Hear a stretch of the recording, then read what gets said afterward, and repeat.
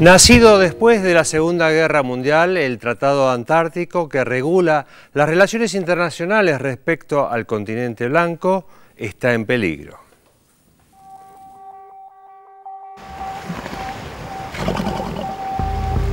Al sur del paralelo 60 se extiende la Antártida, conocida popularmente como el continente blanco o el sexto continente. Su enorme superficie de unos 14 millones de kilómetros cuadrados comprende la mayor reserva de agua dulce del planeta, cerca de un 80% del total, así como yacimientos minerales y energéticos que se estiman importantes. El continente antártico, cubierto por una capa permanente de hielo que alcanza hasta los 5 kilómetros de espesor, ha condensado a lo largo de décadas la voluntad de varias naciones, principalmente las latinoamericanas, por encontrar un camino de entendimiento y cooperación a contramano de las confrontaciones internacionales. Así, la firma del Tratado Antártico en 1959 evitó que esa vasta zona polar quede expuesta a los peligros de la Guerra Fría entre Estados Unidos y la Unión Soviética. Lejos de eso, las naciones que firmaron el tratado iniciaron un camino solidario que abarcará acciones conjuntas en el área científica, de exploración, de no agresión al medio ambiente y de preservación general. El tema del petróleo, que se presupone está presente en el subsuelo antártico, genera lobbies que presionan en cada movimiento con vistas al año 2041, en que caduca el tratado. No obstante, no existen exploraciones sobre la riqueza mineral de la Antártida porque están prohibidas, lo que no aminora las intentonas de los grupos interesados en una eventual explotación. Y las perspectivas de una futura escasez de agua dulce en el mundo también hacen posar los ojos sobre el sector austral. De ahí que el continente se haya convertido en una zona de alto interés internacional, sobre todo para algunas de las potencias que buscan terminar con el proteccionismo que fijó el Tratado Antártico. Este instrumento jurídico internacional, firmado en Washington el 1 de diciembre de 1959, entró en vigencia el 23 de junio de 1961. Argentina lo ratificó por la Ley 15.802. El gobierno de los Estados Unidos es el depositario del tratado, mientras que la sede permanente de la Secretaría está situada en la ciudad de Buenos Aires. Los firmantes originales fueron Argentina, Australia, Bélgica, Chile, Estados Unidos, Francia, Japón, Noruega, Nueva Zelanda, el Reino Unido, Sudáfrica y la Unión Soviética. Desde su firma, el número de signatarios creció hasta un total de 50. 28 de estos países son miembros plenos, mientras que el resto tiene estatus de adherentes. Las ideas centrales son la libertad de investigaciones científicas y el uso pacífico del continente, pero también tiene consenso su desmilitarización. Se prohíben las explosiones nucleares y la eliminación de desechos radioactivos. Uno de los protocolos que adhieren a este entendimiento dice taxativamente que se ha designado al continente reserva natural dedicada a la paz y a la ciencia. El tratado no suspende ni congela las reclamaciones de soberanía territorial en la Antártida y mantiene el statu quo existente al momento de su firma, preservando las posiciones de todas las partes. Hay un comité científico internacional que reglamenta las líneas estratégicas, pero a su vez, cada país establece sus propios lineamientos científicos. Tras la Conferencia Antártica de 1959, se han realizado hasta 2010 35 reuniones consultivas. Los acuerdos que complementan al Tratado Antártico son medidas convenidas para la protección de flora y fauna, Convención para la conservación de las focas antárticas, Convención para la conservación de los recursos vivos marinos antárticos y el Protocolo al Tratado sobre Protección del Medio Ambiente, acordado en Madrid en 1991, que prohíbe expresamente cualquier tipo de actividad relacionada con los recursos minerales antárticos. De los 14 millones de kilómetros cuadrados totales de este continente, el sector argentino posee poco más de 1.400.000, de los que 965.000 kilómetros cuadrados corresponden a la parte terrestre y el resto a la plataforma de hielo. Nuestro país fue el primero en el mundo en instalar allí una base permanente. El 22 de febrero de 1904 se izó la bandera argentina en la base Orcadas y allí nuestro país instaló su observatorio meteorológico y geomagnético junto a la primera oficina de correos de la Antártida. El territorio antártico argentino se superpone parcialmente con el reclamado por Chile y totalmente con el que reivindica el Reino Unido. Ya casi no quedan en el mundo ejemplos de trabajo mancomunado a nivel continental en el que, además, se fija un objetivo inclaudicable: la preservación. Un objetivo que no pasa inadvertido en un panorama de explotación desmesurada y depredación de los recursos naturales. 2041 es el año clave para reafirmar esta política que, aunque no está exenta de enfrentamientos y disputas, ha logrado afianzar el trabajo solidario por sobre los intereses sectoriales y nacionales.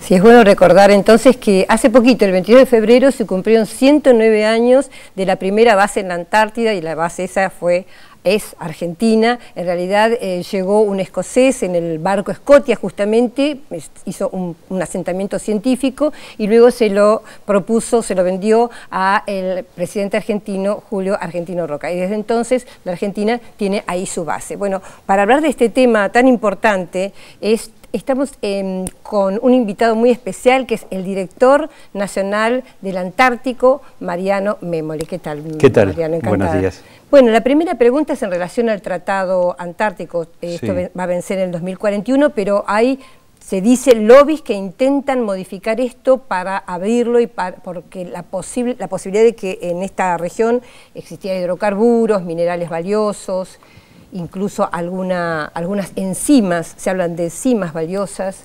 ¿Es así?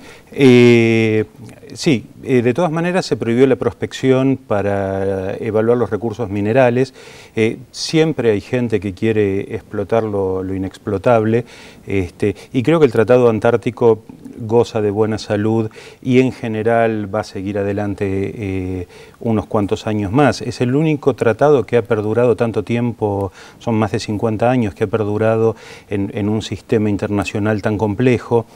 Son 14 millones de kilómetros cuadrados la Antártida, más o menos, claro. Y creo que se va a mantener el balance. Nació un poco después de la Guerra Fría, con la idea de que justamente esas zonas se mantuvieran desnuclearizadas, sin armas, y ahora, como la Guerra Fría y la Unión Soviética ya hace tanto que desapareció, digamos, ¿cambiaron las circunstancias? Han cambiado las circunstancias porque hay otros actores. Hoy también tenemos varios países latinoamericanos que estamos trabajando en bloque y muy fuerte. Nosotros hemos ratificado un tratado que firmaron Perón e Ibáñez del Campo, el presidente chileno. Se ratificó hace un par de años atrás con las dos comisiones de Relaciones Exteriores de los Congresos, y eso hace seguir para adelante, en donde se reconocen mutua soberanía en lo que no se superpone y el resto un acuerdo pacífico, pero no se reconoce ninguna otra potencia en el Atlántico Sur y en Antártida. Entonces, es un tratado, un acuerdo importante, el que se ha celebrado entre los dos países, y hoy que estamos... O sea, que Chile no reconoce a Gran Bretaña, quiere decir eso. Claro. O sea, los derechos, a ver, es el continente más austral. Pongamos el espejo hacia el norte. ¿Podríamos hacer lo mismo en el sistema ártico? Todavía no. Entonces, lo que se está tratando es de integrarnos más en el bloque sudamericano. En su momento, el general Leal, un general muy democrático que ha tenido el país, planteó el bloque de administradores antárticos latinoamericanos para trabajar en conjunto, y esto se está cumpliendo. Hoy con Chile tenemos una excelente relación, con Brasil. Brasil ha tenido infortunadamente un incendio en su base y ha trabajado desde una base argentina y con el apoyo del buque San Blas de nuestra Armada para reconstruir su estación científica. En pocos días más trasladaremos personal ecuatoriano, o sea que se trabaja muy muy bien en Latinoamérica. ¿Cómo juega en este sentido Estados Unidos? Te lo pregunto porque yo recuerdo un documento del Pentágono del año 2000 que planteaba los problemas del agua pensando en el 2020, o sea, era un documento pensando 20 años para adelante. ¿Cuáles son los intereses de Estados Unidos y si son divergentes respecto a lo que puede tener América del Sur? siempre son divergentes. Estados Unidos ha tenido una posición en Antártida que es no reconocer ningún tipo de reclamo soberano. Eso significa que podían reservarse el derecho de reclamar todo o parte de la Antártida. Entonces, cuando en la época de los 90 nos decían la geopolítica ha muerto, creo que la geopolítica no murió, sino que se está trabajando de otra manera en el Tratado Antártico. Hoy, mientras dure el Tratado Antártico, esos intereses bajan. Hablábamos de las enzimas son la bioprospección, eso se está intentando regular en el sistema del Tratado Antártico.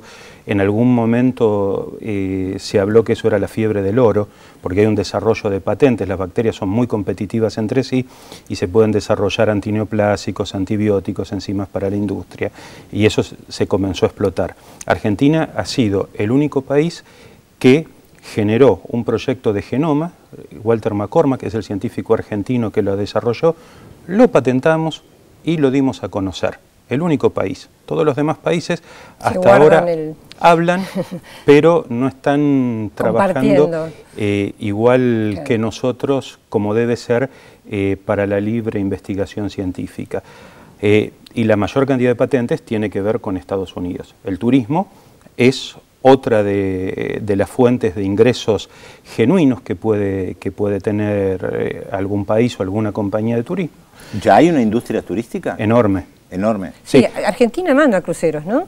Hay una sola empresa de capitales argentinos que opera desde la ciudad de Ushuaia, el resto viene de Europa. Si bien ahora hay una merma por la crisis europea, pero ha habido un gran impacto del turismo. O sea, nosotros tenemos una posición que estamos de acuerdo en el turismo, pero siempre y cuando se adapte a las reglas de protección ambiental. Porque empieza a haber cada vez turismo que es un poco más invasivo y que hasta han cuestionado que haya científicos trabajando porque tenían que desembarcar los turistas. Entonces, es algo que Argentina no está de acuerdo.